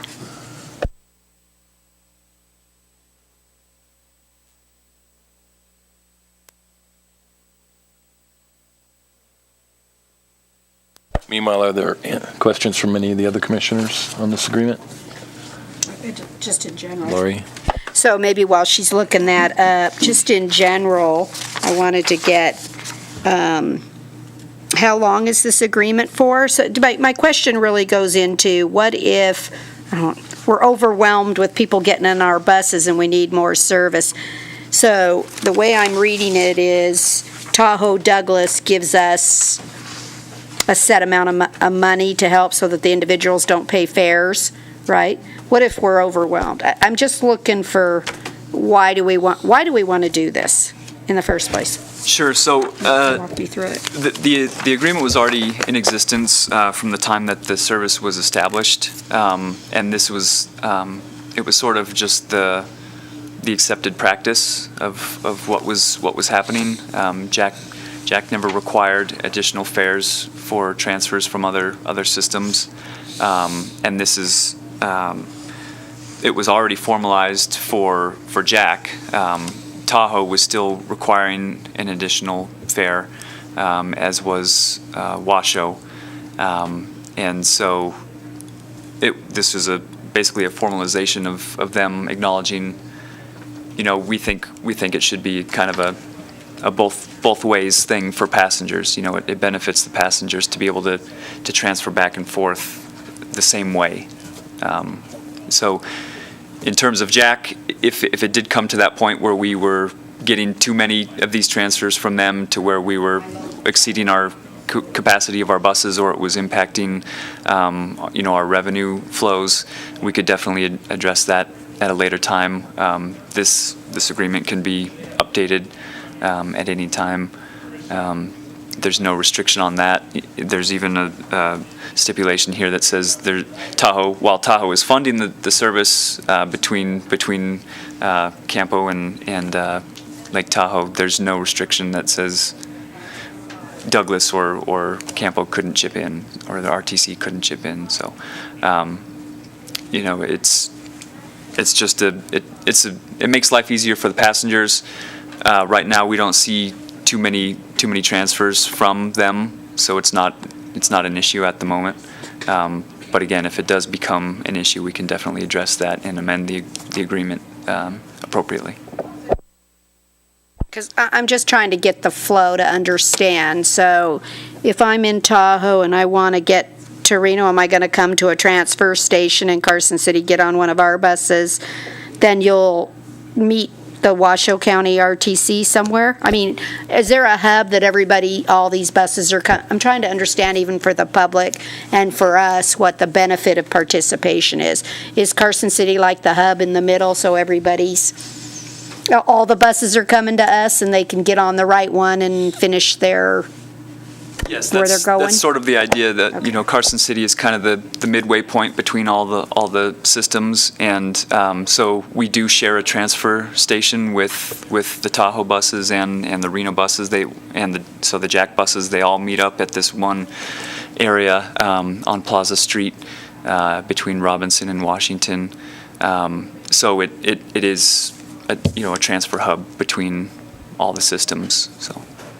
So it doesn't make us have to go to Lake Tahoe or go to Reno. It just, everything stays operational the way it is now. No changes. Yes, that's Okay. correct. Thank you. And I will add, of all the regional services, under Graham's leadership with Jack, we are the only ones with increasing ridership. So we do a good job here. The risk is more riders from us, not necessarily the other way around, at least looking at current ridership trends. And thanks to Commissioner Bagwell as well for the donation of passes. You're welcome. I'll see if I can, when they run out, I'll see if I can go again, and I'm working on the other one you asked me for. We definitely appreciate that. Okay. Yes, thank you. Ms. Arbitrator? So, just so you guys know, I didn't take part in the negotiations on this contract. However, That's a fun. no, I'm just saying. However, if I would want to strike this paragraph out anyway, only because I'm not saying that dispute resolution is bad. It's good in a lot of ways, but this particular paragraph is very restrictive, and so I think it's too restrictive. I would recommend that it be deleted as well. Good enough. Any additional comments, questions? Any public comment on this item? We have an empty room, so I don't think anybody's going to come forward. So I will bring this item back to the commission and look for a motion. Okay. I move to authorize the transportation manager to execute an interlocal cooperative agreement with Tahoe Transportation District, Douglas County, and the Regional Transportation Commission of Washoe County to facilitate the provision of intercity bus service substantially in the form of the agreement presented to the RTC. A second? We have a motion and a second. Any further discussion? Seeing none, all in favor say aye. Aye. Any opposed say nay. Passes unanimously, and we are now on item 6D for information only. Information on Jump Around Carson's Federal Transit Administration grant funding, and we're back to you, Graham. Thank you, Mr. Chair. Per the request of members of the RTC, staff is providing details of active Federal Transit Administration, or FTA, grants used in funding the Jack Transit system. The FTA apportions 3 formula-based funding types directly to the Carson Area Metropolitan Planning Organization for transit-only purposes. They are the Section 5307, 5310, and 5339 funds.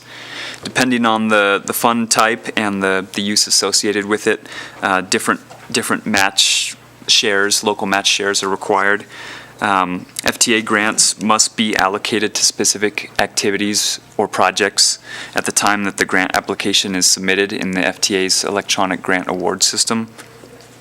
Allocations to each activity are based on need, but are just estimates and often result in fund balances for individual activities, which means the grant stays open.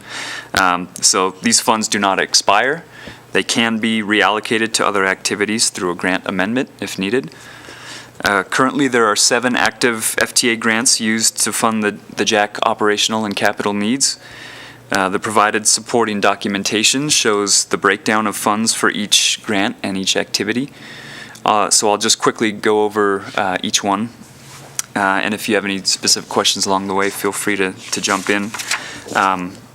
So the first activity there across the top is operating expenses. They consist primarily of those used to pay the contract operator, but also includes fuel, utilities, office supplies, etc.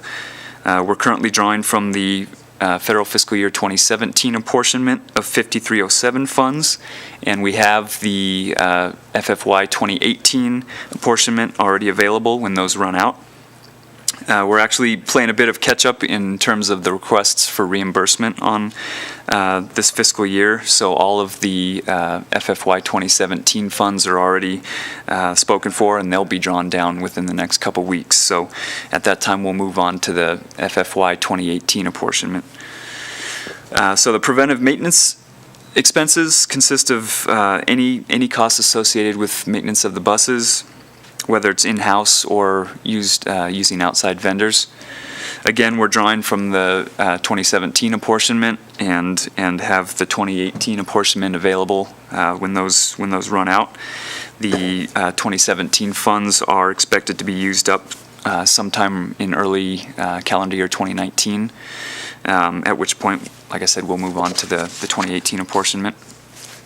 The capitalized operating and the ADA paratransit expenses are those associated with providing non-fixed route paratransit services.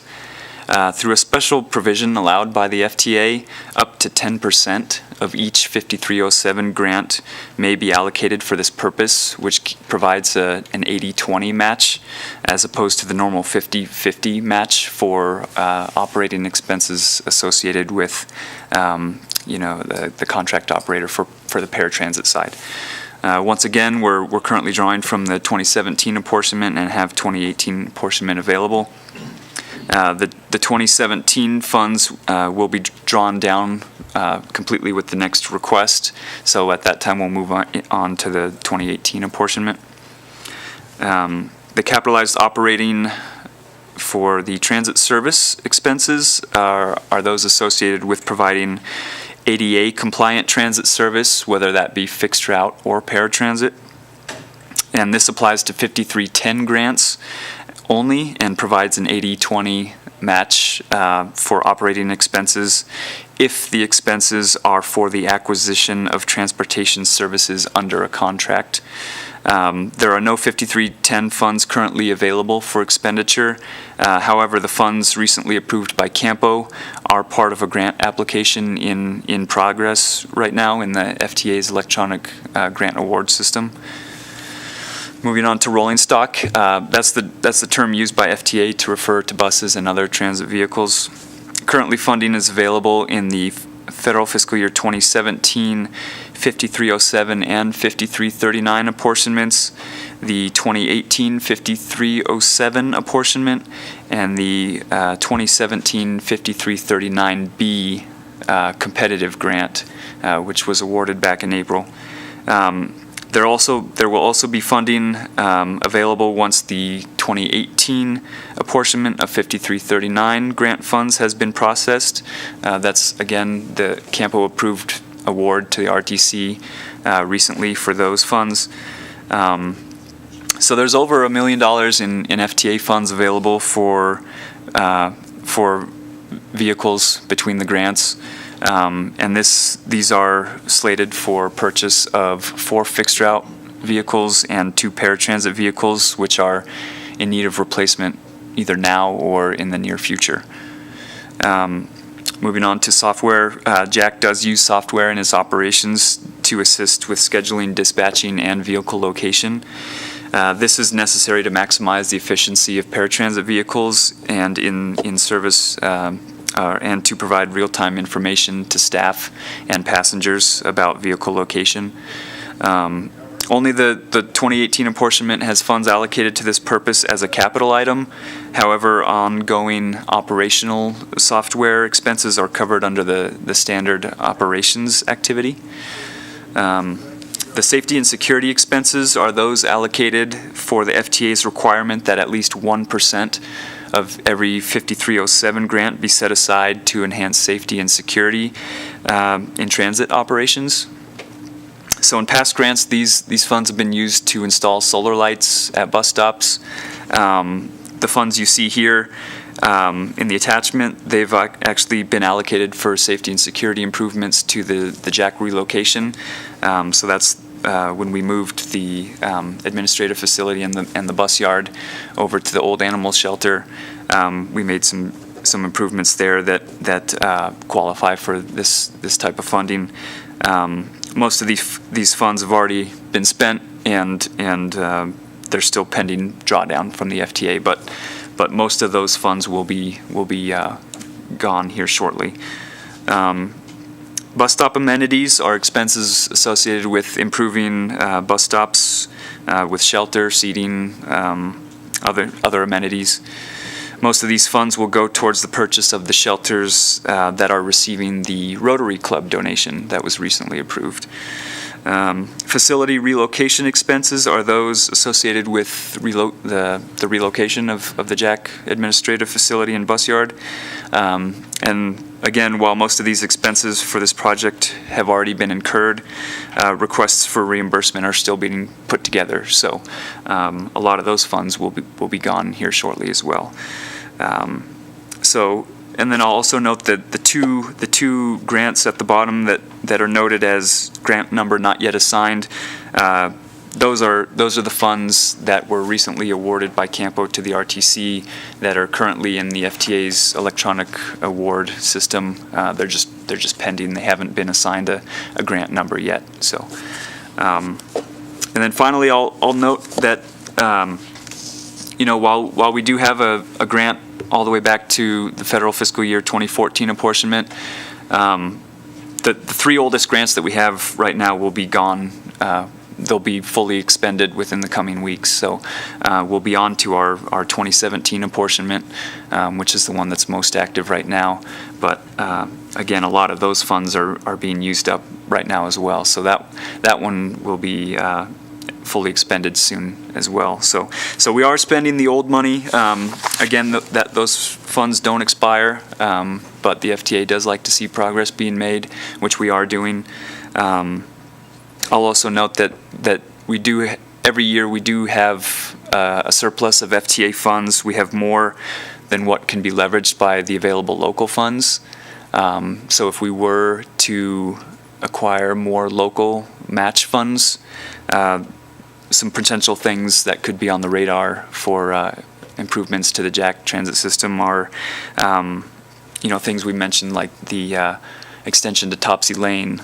That would also require an expansion of paratransit service as well. So, another thing we could think of is an addition of a trolley downtown circulator that's desired as well. So, with that, I'll take any specific questions you have on the Graham, grants. what I don't see on this list is under the 5307 funds, anything for federal fiscal year 2018. It goes 14, 15, 16, 17, then jumps to 19.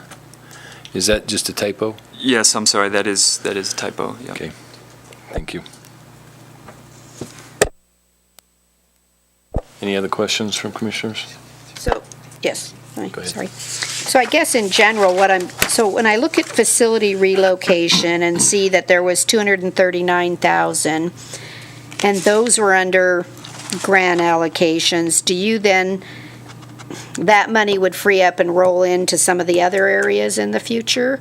And again, so I guess what I'm looking for is plans for what's our goal for the JAC system? And I don't know that I see that we as a group here, and maybe because you do it money-based instead of a strategic plan for the JAC system that would say, okay, over the next 10 years, dollars aside, right? I would do X, Y, and Z, and we'd kind of set that goal, and then we could look at the dollar and say, what gap does that create? And I think often from this level, or honestly even from the Board of Supervisor level, oftentimes when there's dollars available, I want to make sure I'm putting them in the best strategic plan or the best place. And I hate to leave dollars on a table that, especially when they're 80-20 and 50-50 matches, we're not implementing because either one, we don't have a plan, or it's not on a goal, it's not even on a radar. Because Sure. a lot of this, we meet here, but I don't know that it carries forward anywhere else in the planning, or, you can't have any general fund, or you can't, well, that's not necessarily true. So that's really why I was interested in this agenda item, is to say, is there money that's hanging out here? Like you said, we got $1.4 million, or $1.1 million, sorry, in rolling stock. But is there other stuff we could take advantage, or can we fix all of our bus stops that are out? We have some other bus stops that really could use some lighting and safety issues. And so that's what I'm after, is that, are we strategically, as this group, really looking to the planning for the JAC bus and the bus stops over the next 10 years? That's my question. Yeah, good question. We our last plan, short-range transit plan, was in 2014. So that we did identify a number of needs, and as you mentioned, it did come down to funding. That was the limiting factor. We did expand service slightly, and it did require an additional contribution from the general fund. We just completed a user survey last year, and we've got a non-user survey underway right now in anticipation of another study that has a long-range and a short-range element. We actually just put out an RFP for that, to hire consultant services to complete. It's kind of a three-part study. It's got a short-range element, a long-range element, and another element that's required by the FTA. So we definitely recognize a need for additional services with JAC, and I think that'll be laid out fairly well with this upcoming study. I mean, we could kind of see it in the survey results from our user survey, and we sort of identified some things that could be changed that were realistic based on funding. But in terms of an unfiscally constrained plan, as you mentioned here, you can refer the previous transit plan, the short-range transit plan, which is kind of dated now, but we do have one coming up shortly. So I don't want to say that it's necessarily unconstrained, but I just don't want to leave federal dollars on the table and have them hanging out there for 10 years, because at some point in time, I'm going to pretend I'm on the federal side, somebody could come through and just sweep those dollars and say, okay, they've been unused for 6 years, so we're going to sweep all those funds and then reallocate them to projects that can spend the money. So that's, I just don't want to lose the potential. sure, no, the study will definitely uncover all the needs. Great. The universe of needs that JAC has, and then it'll condense it down to what can be leveraged here with federal and local funds. Thank you. Additional questions? This item was informational only. So we're now on agenda item 7, internal communications and administrative matters, non-action items. 7A, transportation managers report. Lucia? Thank you, Mr. Chair. So Member Rosenberg gave an update at the CAMPO meeting, but I will also give an update here for anyone that tuned in late. I-580 will be closed next Saturday, the 17th, and Sunday, the 18th, from 7 a.m. to 1 p.m. That is from exit 50, which is the Davis Creek Bowers Mansion exit to the north, all the way south to the William Street 50 exit off-ramp. So all the way will be closed. I do want to advise Carson residents and those traveling through the area that access to the freeway via the back roads through the Lakeview subdivision. There will be no exit out of Hobart Road and the Lakeview subdivision. The East Lake Boulevard and that Duck Hill area, all of those, Old 395 will all be closed as well. There will be no north-south traffic during those hours. Please do not try to drive through the Lakeview neighborhood. You will be turned around, and folks, you know, it's a lot of traffic for that neighborhood, so please don't do that. The Regional Transportation Commission / CAMPO also has one position open for a vacancy for a term that expires December 2020. This is Chairperson Kimbrough's position. Mr. Kimbrough is eligible to apply again. At this time, 2 applications have been received. Because more than one application has been received, interviews for the volunteer positions are tentatively planned to be held at the regularly scheduled Board of Supervisors meeting on Thursday, December 20th. The window for applications will be open until December 6th if anyone else would like to apply and interview for that position. That concludes my manager's report. Thank you. Any questions on the manager's report? All right. Next item is 7B, Street Operation Activity Report. Thank you, Mr. Chair. Item 7B, this is the typical report. It's, as you know, it's dated, so this reflects activities as of September 2018. The fiscal year to date is for July through September. I will point out the sidewalk and flat work in September and August. This is really the time of year where they get a lot of sidewalk work done. I won't go into too much detail, but happy to answer any questions you might have. I also would like to announce that next month, Rick Cooley, the new operations manager, plans to attend and give a presentation on seasonal maintenance, street maintenance activities as requested at the last meeting. Thank you. Questions on the Street Operation Activity Report? Moving on, 7C, Project Status Report. Thank you, Mr. Chair. Again, we'll not go into too much detail. You did receive an update on the South Carson Complete Streets project earlier this evening. The freeway multi-use path to Colorado, the project is in design. Moving forward, the Fairview Drive reconstruction project, staff have shifted the schedule, as I mentioned last month, to better coincide with the South Carson Complete Streets project. I do owe an update on this, and I hope to bring it next month for you. The Fairview Drive preservation project from Highway 50 to Roop Street, this project is complete, and this will be the last month you see this in your packet. The Kings Canyon Trailhead improvements and roadway reconstruction project. The project partners did have a kickoff meeting, which was really productive. Parks and Open Space Department has been brought into this project, and it's been a really good partnership.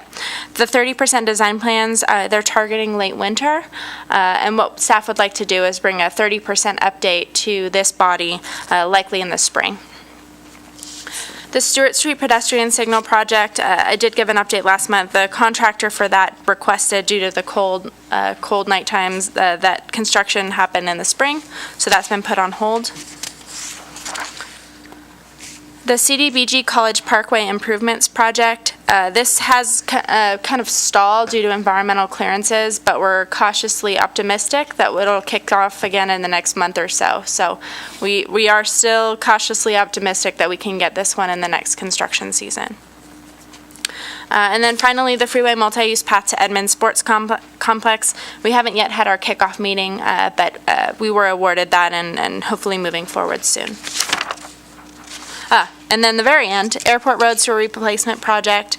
This is in the pre-design phase, and this is a collaboration between city divisions trying to get some utilities improvements and some roadway improvements in there at the same time to stretch the city dollars. Happy to answer any questions you might have. Questions on the project status report? Go ahead.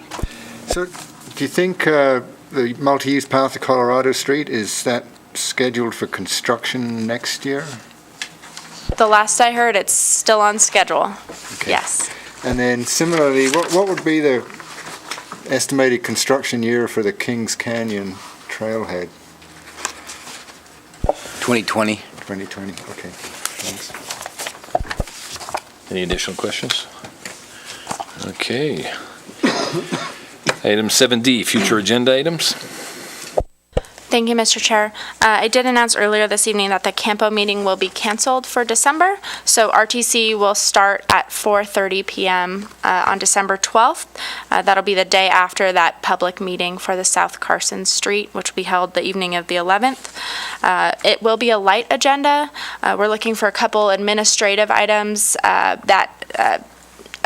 in the agreement between NDOT and RTC related to the funds transfer of the STBG and the TAP for South Carson Street, and perhaps a couple other minor administrative items, but we'll try to get you out of here early for the holidays. Thank you. 2 weeks before Christmas, plenty of time to shop. For him. Yeah, I don't Christmas shop. Yeah, it's just mine. Any future agenda items from board members? All right, board comments. Start, Chaz. Yes, thanks you, Mr. Chair. Unfortunately, I missed the last month's RTC meeting, but I did notice in the minutes that the issue of the west end of the linear ditch path came up and how it was unsafe to get on it from the road. So, wearing my muscle-powered hat, we would like to work with the city to try and find solutions for extending that not only to the west, because you don't want to cross the street there anyway. It needs to go, I think, most likely north to where it can tie into bike lanes and where there's a safe place to cross. So I would just offer that partnership with Muscle Power to work with you guys on that. Appreciate it. Thank you.